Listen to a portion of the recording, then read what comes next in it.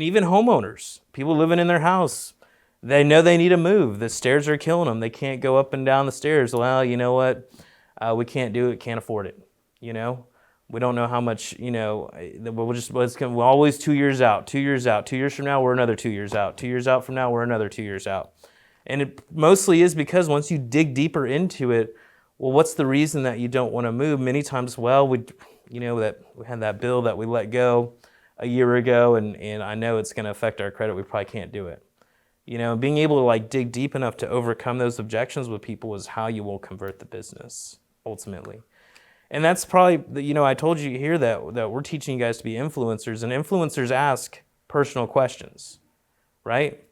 Like a neutralizer or a detractor won't ask a personal question because it's none of their business, and I don't want to get in their business, and I don't want to be too aggressive, and I don't want to be too this, and I don't want to be too that. An influencer that knows he can help people will ask personal questions. Are you renting or do you own? Okay. How long have you been renting for? How much do you pay in rent? Have you saved up a down payment? How much do you have saved? Those are all questions that a lot of people out there will say, that's too personal. Like, who are you to ask these questions?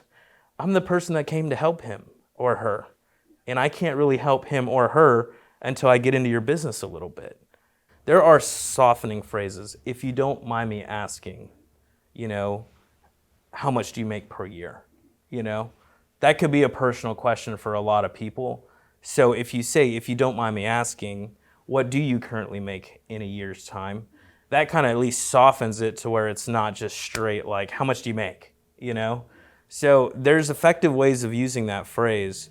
I don't really use ever excuse me for asking. I do often use if you don't mind me asking. If you don't mind me asking, what is your current home address? You got to figure, like, we have 5 to 15 minutes on these phone calls to establish enough rapport, to build enough confidence and trust for people to give us their home address. I mean, they don't know us from Adam, but we're asking them for their home address. We're asking them how much money they make. We're asking them all these questions. But that also separates us from the average. The average agent or the average, real estate sales office is all about, if you see something you like, let me know. Or, if you want to go look at houses, I want to show you houses, or, if you see something, give me a call. I'll be happy to get you some info, And they're not asking personal questions. And it's very easy to be like, okay, I'll call you when I need something. And that's why if you ask 80% of the agents out there whether online leads are good or not, most of them will say, no, they're terrible. Because that's how they are. They're not digging deep enough with the conversations. They're not establishing enough rapport to where they can ask personal questions. Because that's really when you start to like get over those fears, where people like start being real with you. Well, you know what? I went through a divorce a year ago and my wife trashed my credit. That's why I'm a year out. That's why I'm 2 years out. When a person starts being real with you, that's when you can get to the actual like meat and potatoes of the conversation and overcome those objections. So that person says, you know what, gosh, I do need to meet with you.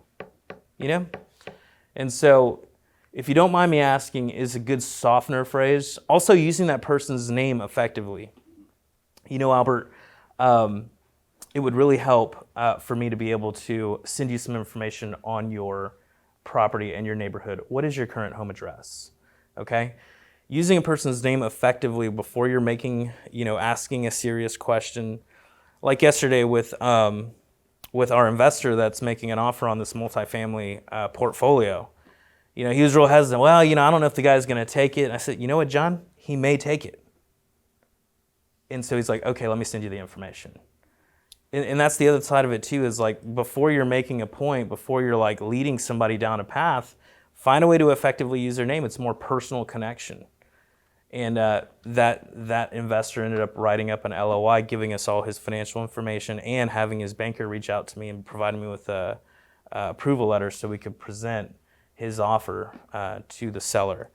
So using a person's name effectively, saying some softener phrases like if you don't mind me asking, are good ways to get through to some of these tougher questions.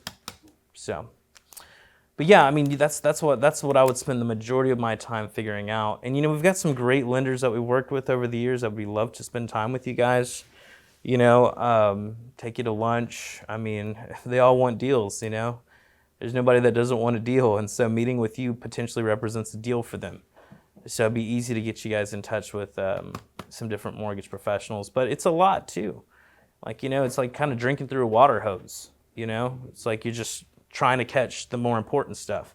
That's why we have you guys focusing on one thing here right now, which is figuring out the prospecting element of it.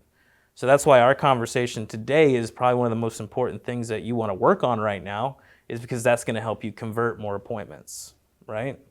And getting people to where, like, let's figure out why you're not wanting to do. Let's figure out why you still want to kick the can down the road. Let's figure out why you're always 6 months, 12 months, 2 years, 3 years out. Let's overcome that fear and let's get you into the office, because we can help you. And for us, it doesn't matter. Like, that's one thing that I always tell a lot of agents, like, you want to give this sense of permanence. It's like, we're going to be here a year from now, 5 years from now, 10 years from now, 20 years from now. It doesn't matter, like, when you need that help. We're going to be here for you. But we want to add value to you today. We want to apply for the job of helping you today. Okay? It doesn't matter if we're not going to get that job for 10 years. We want to apply today. We want to earn your business today. We want to add value to you today. And not tomorrow, not later next week, today. If you like start having that kind of like mentality with people, like a today kind of mentality, like this afternoon, this week kind of mentality, you'll notice people, like, that's an influencer type mentality.